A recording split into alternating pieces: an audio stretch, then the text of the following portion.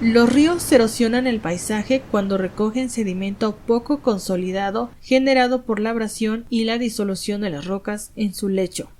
Cuando el flujo del agua es turbulento, crea remolinos fuertes capaces de desalojar clastos sedimentarios de diversos tamaños del lecho de los ríos y agregarlos a la corriente de agua que está en movimiento. La fuerza de la corriente de un río no solo erosiona el material sedimentario de su lecho, sino que también erosiona sedimentos de sus márgenes de corriente. Cuanto más fuerte es la corriente de un río, más sedimentos recogerá. Incluso tendrá la capacidad de recoger trozos de roca derivados de la estratificación agrietada del río. Una corriente erosiona la roca sólida como si fuera un papel de lija que es capaz de desgastar a las rocas para transportar los trozos sobre su cauce. Pero la otra forma en la que se pueden desgastar las rocas del cauce y el sedimento transportado es por medio de los impactos generados entre los granos sedimentarios que se frotan y golpean entre sí y golpean el cauce de la corriente, lo que ayuda a que los granos sedimentarios se redondeen y se alisen como consecuencia de la abrasión. En los lechos de los ríos existen unos rasgos geológicos conocidos como marmitas de gigante, que son unas depresiones redondeadas creadas por la abrasión que los granos sedimentarios ejercen sobre el fondo del río por medio de movimientos giratorios en forma de torbellino. La abrasión rotacional de la arena y los cantos rodados sobre el lecho del río actúa como un taladro capaz de crear agujeros en el fondo de los ríos, hasta que estos granos sedimentarios se desgastan y desaparecen para ser reemplazados por otros granos sedimentarios que continuarán escarbando el fondo de la corriente hasta producir depresiones de varios metros de diámetro y profundidad. Las corrientes son el agente erosivo más importante de la Tierra porque no solo son capaces de modificar sus cauces, sino que también son capaces de transportar grandes cantidades de sedimentos producidos por la meteorización de las rocas del lecho de la corriente y sus márgenes. La meteorización produce grandes cantidades de material sedimentario que es transportado por la corriente una vez que llega a ella por medio de escorrentía laminar, el agua subterránea y los procesos gravitacionales.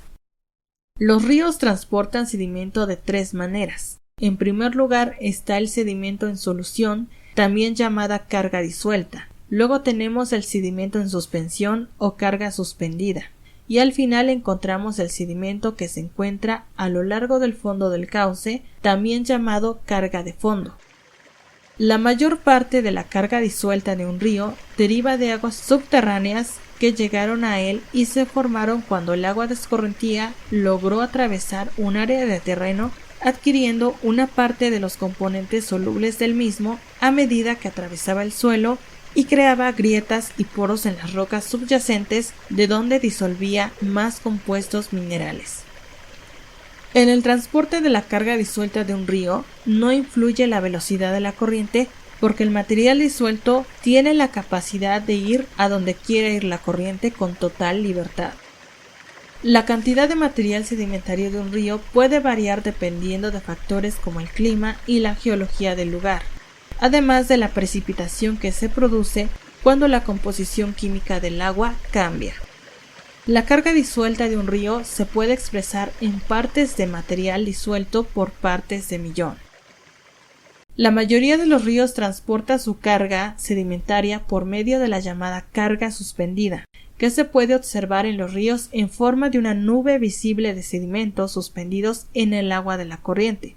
Estos sedimentos son granos que tienen el tamaño de la arena fina, el limo o la arcilla, y son fáciles de transportar en suspensión por las corrientes sin ninguna dificultad porque su tamaño es pequeño. La carga suspendida en un río tiende a aumentar en épocas de inundaciones porque las corrientes pueden transportar partículas mayores. En las corrientes, la carga suspendida está controlada por dos factores que son la velocidad del agua y la velocidad de sedimentación de cada grano sedimentario.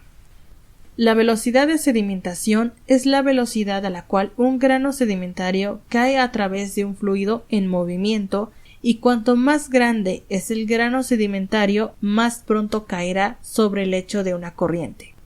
La velocidad de sedimentación en los ríos depende de factores como el tamaño, la forma y el peso específico de los granos sedimentarios. Los sedimentos de forma esférica caen más rápido que los sedimentos de formas planas.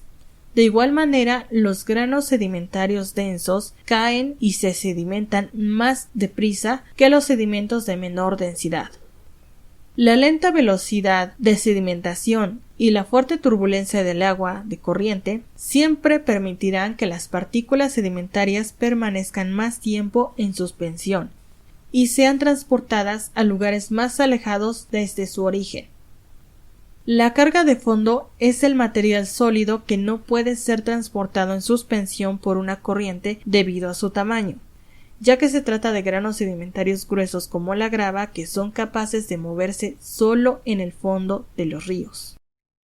La acción de molienda realizada por la carga de fondo ocurre de la siguiente manera. Los granos sedimentarios se mueven siempre a lo largo del fondo de los ríos mediante movimientos de rodamiento, deslizamiento y saltación. La saltación es un tipo de movimientos en el que los sedimentos parecen saltar a lo largo de un fondo de una corriente. Y esto ocurre porque los granos sedimentarios son propulsados hacia arriba por las colisiones de sedimentos que se dan contra el lecho del río, o bien porque los sedimentos son impulsados y levantados por la misma corriente, para luego ser transportados corriente abajo y depositados a una distancia corta, hasta que son empujados por la gravedad hacia el lecho de la corriente, donde serán nuevamente impulsados a moverse. Los sedimentos que son demasiado grandes o pesados para moverse por saltación se mueven en la corriente de los ríos por deslizamiento o rodamiento a lo largo de los lechos.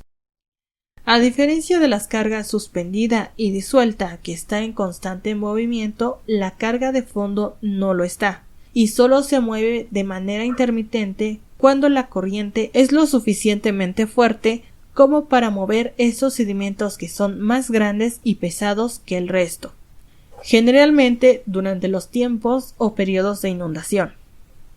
Para transportar partículas sedimentarias, la corriente de un río depende de su capacidad y competencia. La capacidad es la carga máxima de sedimentos que una corriente puede transportar y va en función de la cantidad de agua que fluye en el caudal. Cuanta más agua hay en una corriente, mayor es su capacidad para transportar sedimento. Por otro lado, la competencia de una corriente solo indica el tamaño máximo de los granos sedimentarios que un río puede transportar, y está determinada por la velocidad máxima de una corriente, ya que cuanto más fuerte es su flujo, más grandes y pesados son los granos que ésta puede transportar, ya sea en suspensión o como carga de fondo.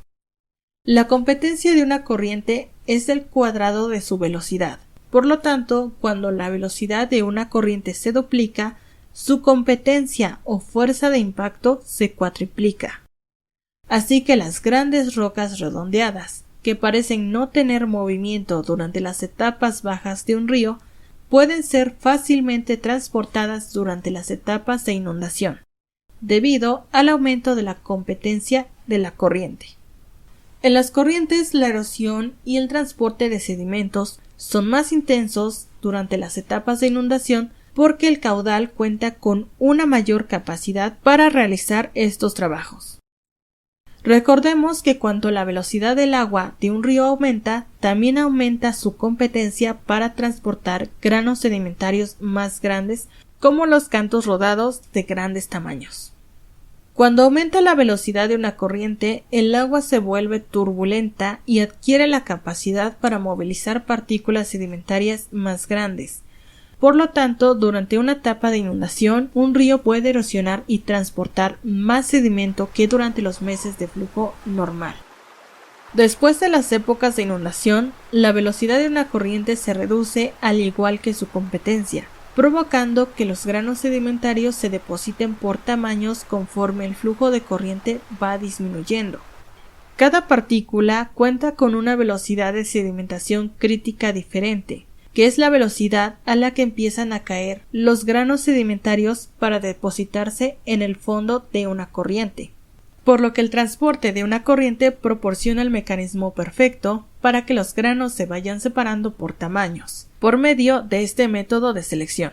Así, las partículas sedimentarias de tamaños similares se depositan juntos.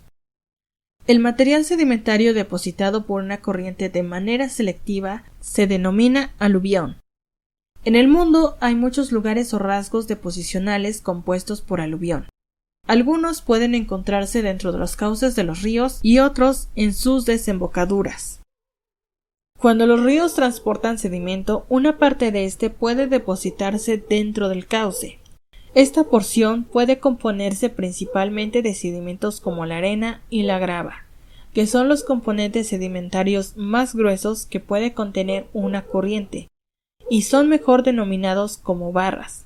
Sin embargo, su deposición es temporal porque este material tiende a ser recogido otra vez por la misma corriente cuando se vuelve más fuerte, y es transportado más lejos corriente abajo hasta que llega a su destino, que es el océano.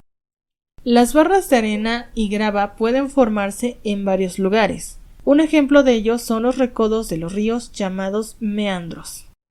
Cuando una corriente fluye sobre un recodo, la velocidad del agua que se encuentra en esta parte externa del río es mayor, por lo que la erosión aumenta en ese punto.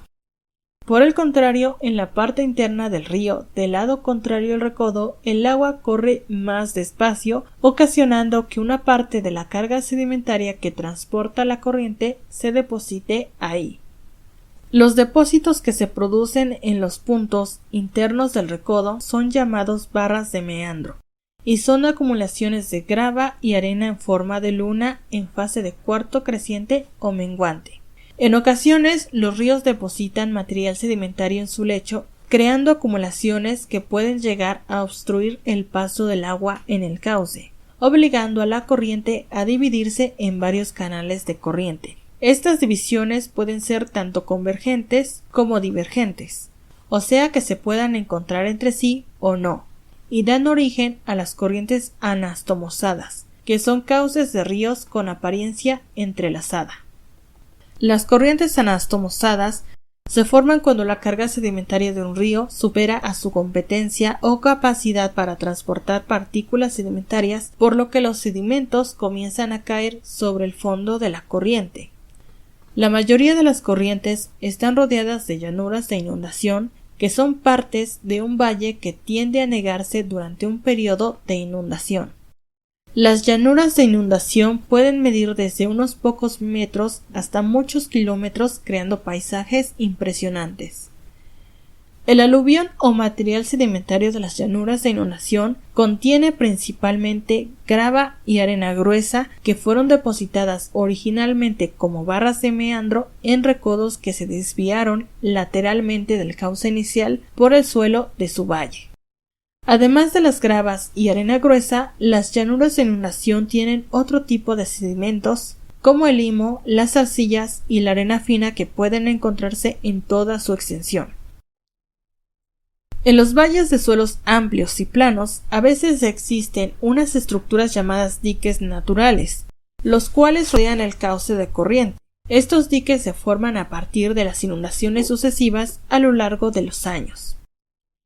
En las épocas de inundación, cuando una corriente crece y se desborda por sus márgenes, anega a toda la llanura de inundación y hace que el agua fluya sobre su superficie en forma de una lámina amplia que no fluye con una velocidad y turbulencia lo bastante significativas como para que la corriente mantenga en suspensión la parte más gruesa y pesada de toda su carga sedimentaria, por lo que ésta es depositada en franjas que bordean el cauce. Conforme el agua se expande por la llanura de inundación, va depositando paulatinamente menores cantidades de sedimentos cada vez más pequeñas conforme pasa el tiempo. Esta forma de distribución de los sedimentos produce pendientes suaves en los diques naturales. Las áreas que están por detrás de los diques naturales son zonas poco drenadas, por lo que el agua que se encuentra en estos lugares no puede fluir hacia el río, debido a que no puede pasar por encima de los diques. Por lo tanto, estas zonas se transforman en lugares pantanosos llamados ciénagas. Cuando un afluente Yazoo o río secundario entra en un valle que tiene diques naturales muy notables y no cuenta con la capacidad para abrirse camino hacia el río original a través de estos depósitos, fluye por las ciénagas paralelas a la corriente principal hasta que llega a un punto donde puede atravesar los diques naturales para unirse a la corriente inicial. El aluvión de los ríos da origen principalmente a los abanicos aluviales y a los deltas, que son dos formas de terreno muy comunes que se depositan de la misma manera, o sea, por una pérdida abrupta de competencia en una corriente fluvial. La diferencia más importante entre los abanicos aluviales y los deltas es el lugar de su deposición. Los abanicos aluviales se depositan en tierra y los deltas lo hacen en agua. Además, los abanicos son más empinados que los deltas, y aunque estos tienen una forma un poco más plana, pueden sobresalir ligeramente sobre la superficie de los océanos o lagos donde se depositaron.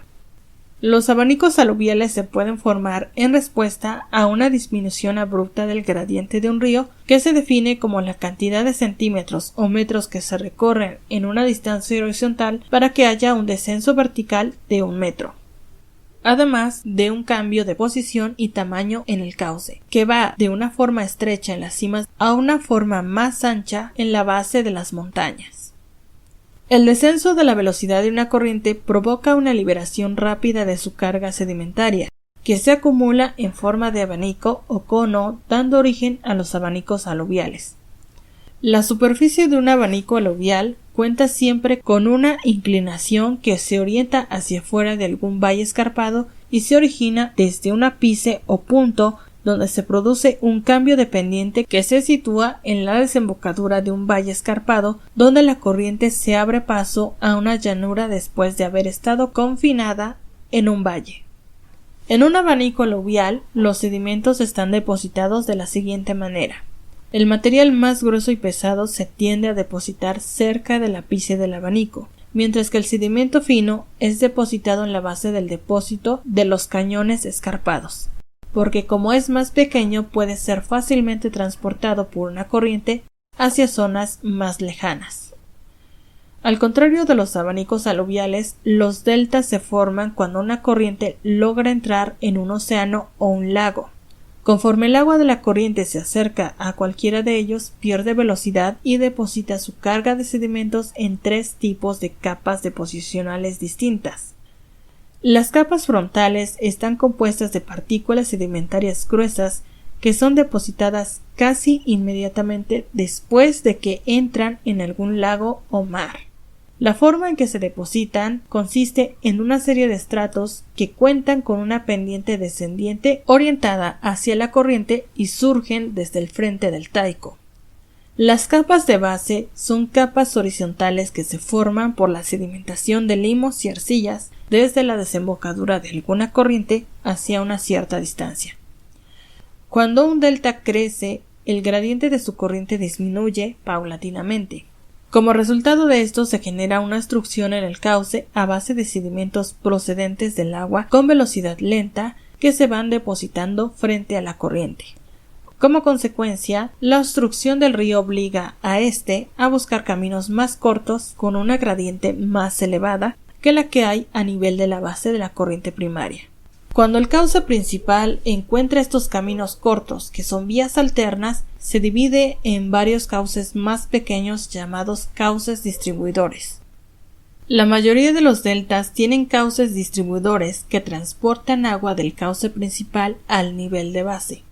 Cuando un delta cuenta con numerosos distribuidores, logra adquirir una forma triangular parecida a la letra griega delta, de la cual obtiene su nombre, aunque la mayoría de los deltas existentes en el mundo no exhiben esta forma.